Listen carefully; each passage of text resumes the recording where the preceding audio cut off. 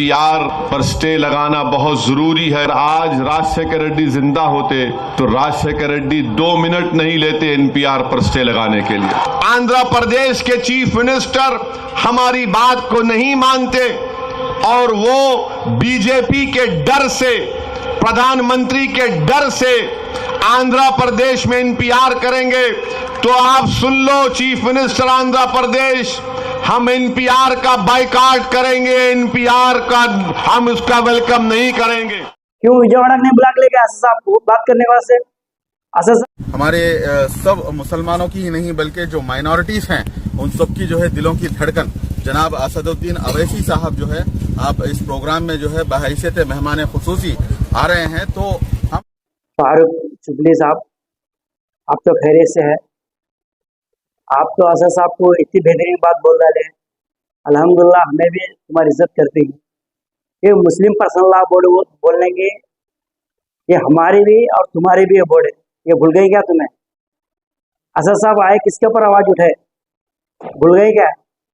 अरे आप तो हज भी करे और हाफिज साहब भी है, आप हाजी भी है, बात तो नहीं समझ में नहीं आया तो और दोबारा सुनो वीडियो। असद साहब क्या बात करे? असद साहब एक बात करे, जब मुस्लिम पर्सनल लॉ बोर्ड के तारीफ से आवाज उठी तो ये करनूल में नहीं उठी या आंध्र में नहीं उठी, पूरे हिंदुस्तान में उठी। बात भूल गए? जब तुम्हारे लीडर क्या तो भी तुम्हारा खजूर खिलाता समझ कर तुम्हें बात करे तुम्हारे लीडर की तरफ, वो तो लीडर तुम्हारा असल अपने को तो धोखा दिया।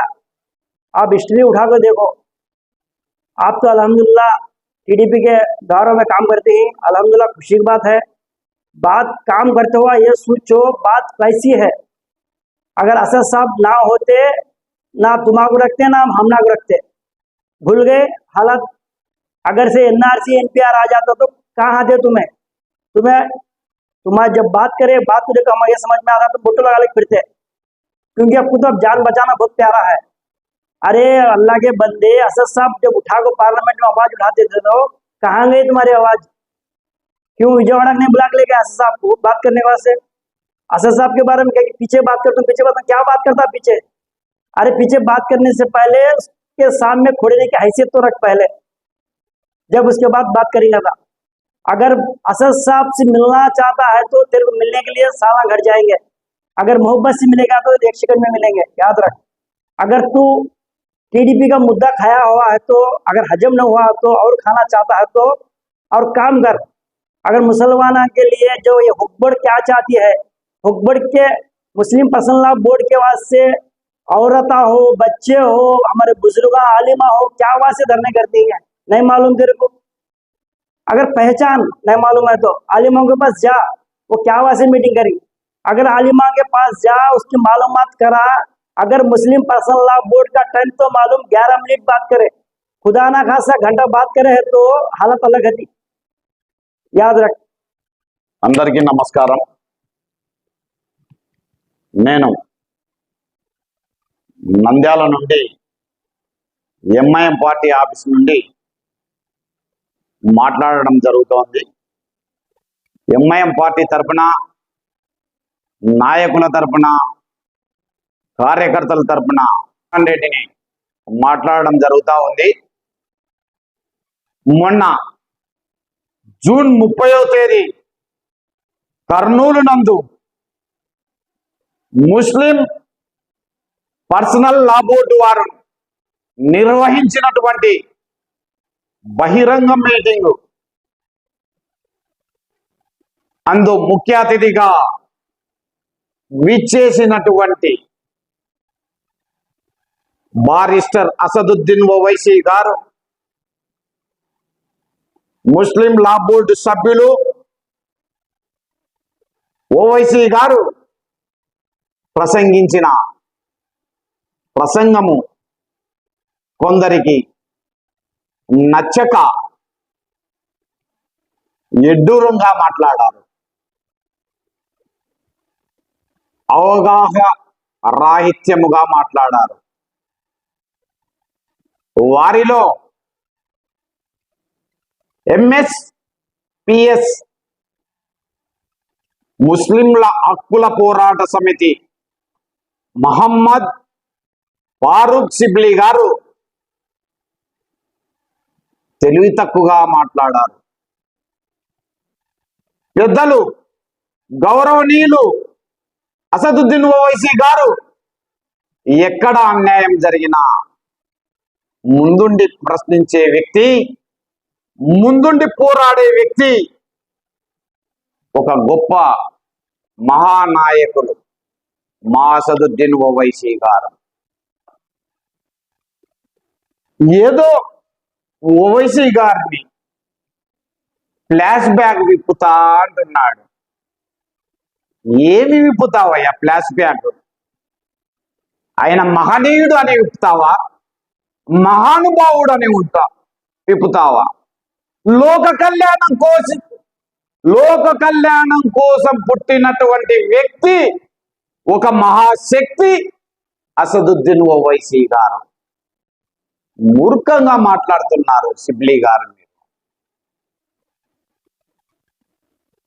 ఏదో మీకు గత ప్రభుత్వంలో వైఎస్ జగన్మోహన్ రెడ్డి ఓవైసీ గారికి పర్మిషన్లు ఇవ్వలేదు అంటున్నారు.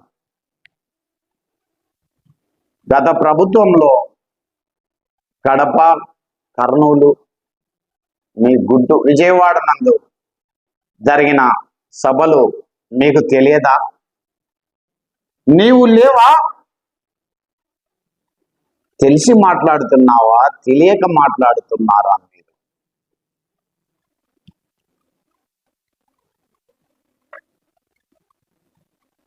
గత ప్రభుత్వంలో ఉన్నటువంటి ముస్లిం మైనారిటీ ఎమ్మెల్యేలు ఓడిపోయారన్నావు. కడప ఎమ్మెల్యే గారు అంజాద్ బాషా గారు ఓడిపోయారన్నారు. ఇంకా ఇతరులు ఒక 3-4 ఓడిపోయారని.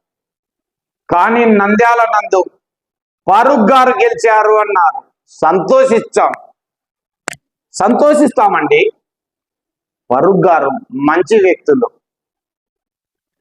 ప్యాక్సనిజానికి దూరమైన మనిషి, కక్షాకారుణ్యాలంటే నచ్చని వ్యక్తి, రౌడీజాన్ని ప్రోత్సహించాడు, రౌడీ షీటర్లకు సహకరించాడు. అలాంటి వ్యక్తి గెలిచడం మాకు కూడా ఆనందదాయకం. తను మా ముస్లిం సహోదరుడే కదా. మంచి పని చేసే వారికి మంచే జరుగుతుంది. మీరు వినేవాళ్ళుంటే చెప్పేవారు శ్రీరంగ నీతులు చెప్తారని సిబ్లీ గారు హైదరాబాద్ నగరంలో హైటెక్ సిటీని స్థాపించింది, నగరాన్ని అభివృద్ధి చేసి నిర్మించింది, హైదరాబాద్ నగరాన్ని స్థాపించింది చంద్రబాబు నాయుడే అంటారు. చార్మినార్ను కట్టింది చంద్రబాబు నాయుడే అంటారు. గోల్కొండను నిర్మించింది చంద్రబాబు నాయుడే అంటారు. అబద్ధాలలో మిమ్మల్ని మించిన నాయకులు ఎవరు లేరు, పుట్టారు. మహమ్మద్ ఫారూక్ సిబ్లీ గారు ఖబర్దార్ అన్నారు. ఎందుకు?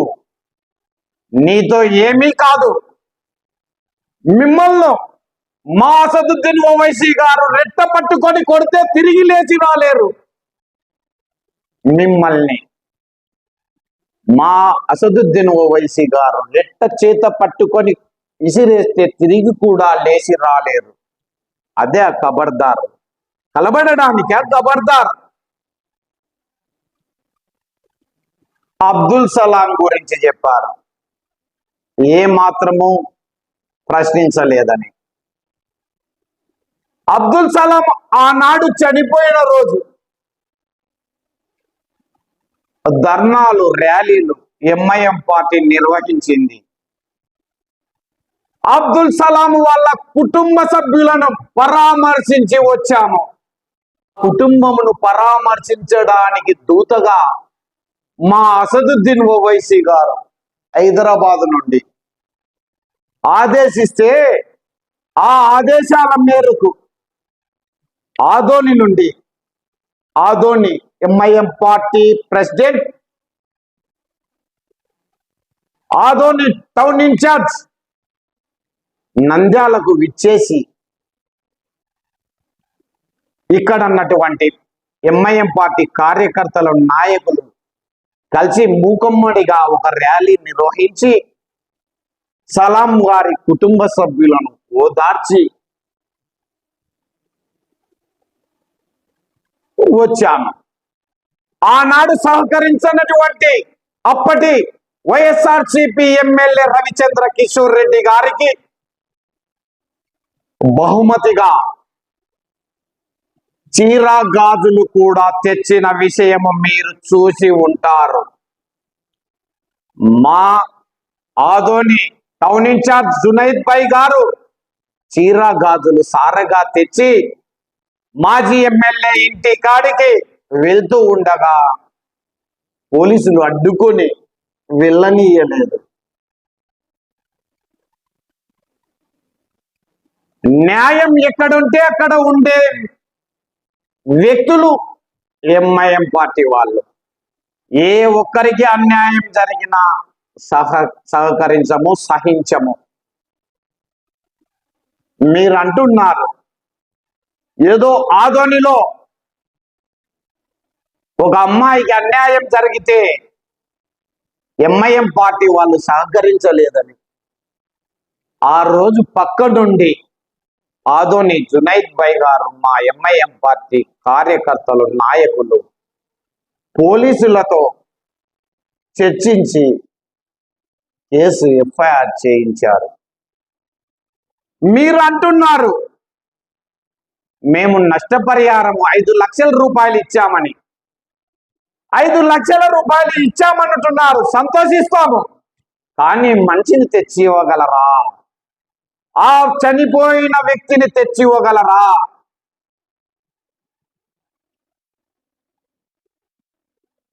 ఏం మాట్లాడుతున్నారు సిబ్లి గారు?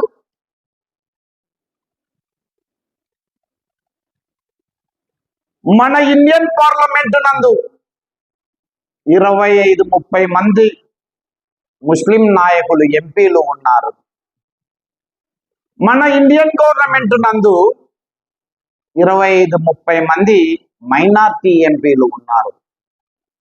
ఏ ఒక్కరు ఎక్కడ కూర్చున్నారో, ఎక్కడ నిల్చున్నారో, ఎవరు ఏం మాట్లాడుతున్నారో తెలియదు. కానీ మన పెద్దన్న హైదరాబాద్ టైగర్ అసదుద్దీన్ ఓవైసీ గారు ఏ మూలన కూర్చున్నా తను మాట్లాడే మాట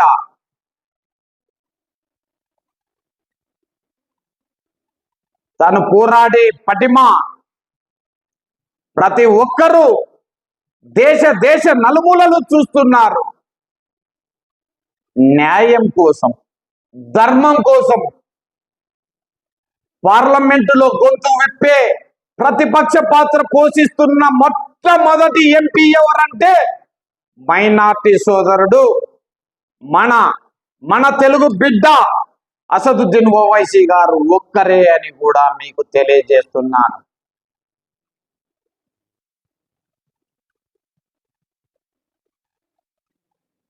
మహాభారతంలో శంఖారావం ఎలా మోగుతుందో పార్లమెంటు నందు అసదుద్దీన్ ఓవైసీ గారు మాట్లాడే మాటలు, స్పీచ్ ప్రతి ఒక్కరికి ఆదర్శవంతుడుగా నిలిచాడు. ఈనాడు అసదుద్దీన్ ఓవైసీ గారు ముస్లిం వ్యక్తి కాకపోయి ఉంటే, అంటే అసదుద్దీన్ ఓవైసీ గారు ముస్లిం వ్యక్తి కాకపోయి ఉంటే మన దేశ ప్రధాని అయ్యేవాడు. మన దేశ ప్రధాని అయ్యేవాడు. సిబ్లి గారు, ఇది నేను చెప్పేది కాదు, ఇది నేను చెప్పేది కాదు, నేను ఒక్కడిని చెప్పే మాట కాదు. ఆంగ్ల పత్రికలలో ప్రచురించబడింది.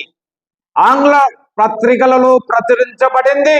జర్నలిస్టులు విశ్లేషకులు చెప్పినటువంటి మాటలు వినలేదా? నువ్వు చూడలేదా? మీరు ఏమండి షిబ్లీ గారు ప్రజల కోసం పోరాడుతున్నాడు. మీకు ఒక సవాల్ విసురుతున్నాను. ఈరోజు మన భారతదేశంలో, మన ఇండియాలో బలమైన పార్టీ అంటే బీజేపీ పార్టీ. బీజేపీని ఎండగట్టే విధముగా పోరాడే వ్యక్తి ఒకే ఒక వ్యక్తి, మన అసదుద్దీన్ ఓవైసీ గారు. బీజేపీతో పోరాడే వ్యక్తి ఒకే ఒక వ్యక్తి అసదుద్దీన్ ఓవైసీ గారు. ముస్లిం హక్కుల కోసం, దళితుల హక్కుల కోసం అనునిత్యం, అనుక్షణం, ప్రతిక్షణం, అనుక్షణం, ప్రతిక్షణం ఆలోచించడంలో, పోరాడడంలో ఒకే ఒక వ్యక్తి మన అసదుద్దీన్ ఓవైసీ గారు.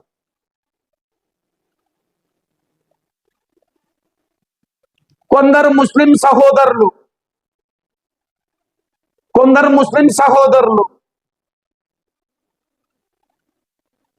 వారి పార్టీ పెద్దల సంతోషం కోసం, మా ఓవైసీ గారిని విమర్శిస్తుంటారు. ఓవైసీ గారిని విమర్శిస్తే ఏమైనా నామినేటెడ్ పోస్టులో లేక మంచి ఉన్నతమైన పదవులు లేదా నామినేటెడ్ పోస్టుల కోసం మా ఓవైసీ గారిని విమర్శిస్తుంటారు. అది మూర్ఖత్వం. ఉదాహరణకు మీరే మహమ్మద్ ఫారూక్ షిబ్లీ గారు అవగాహన రాహిత్యంగా మీతో పాటి అన్నగారు కర్నూల్ మహీంద్రా ఆగ్రోస్ వాహిద్ హుస్సేన్ గారు, వారు కూడా ఏదో తెలుగుదేశంలో మంచి పదవి పొందాలని ఓవైసీ గారిని విమర్శిస్తే చంద్రబాబు గారు మంచి మార్కులు వేస్తాడని బహిరంగ చర్చకు సిద్ధమా ఓవైసీ గారు అన్నారు. అన్నగారు వాహిద్ హుస్సేన్ గారు బహిరంగ చర్చకు సిద్ధమా అన్నారు. అన్నా వాహిద్ అన్న, చర్చకు సిద్ధమే. ఓవైసీ గారు రారు. అక్కడ కృష్ణుడు ఆదేశిస్తే ఇక్కడ అర్జునుడిగా నేను వస్తా. మీరు చంద్రబాబు నాయుడు గారితో ఎన్ని చేయించారు? ఏమి చేయించారు? ఎన్నికల వాగ్దానం మీరు ఇచ్చినటువంటివి ఎన్ని అమలు చేశారన్నా? సిద్ధమా? బహిరంగ చర్చకు మేము సిద్ధమే.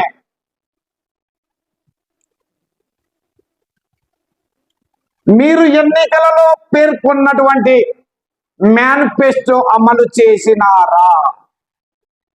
ఎన్నికలలో మీరు తెలిపినటువంటి పథకాలను కొనసాగిస్తున్నారా? ఉచిత బస్సును కొనసాగిస్తున్నారా? లేదే. ఎందుకన్నా ఒక మంచిని మంచి అనండి, చెడును చెడు అనండి, కానీ ఇది చాలా తప్పు చేశావన్నా.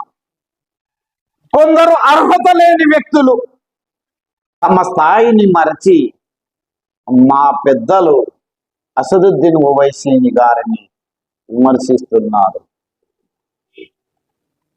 పదవులు వస్తాయని, అది మంచిది కాదు. మీరు రండి, మీరు బీజేపీకి వ్యతిరేకంగా రండి. ఏ రాష్ట్రంలో అయినా, మన రాష్ట్రంలో అయినా ఒక్క మాట బీజేపీని విమర్శించండి. ఏపీలో అయినా, తెలంగాణలో అయినా, కర్ణాటక అయినా, మహారాష్ట్ర అయినా,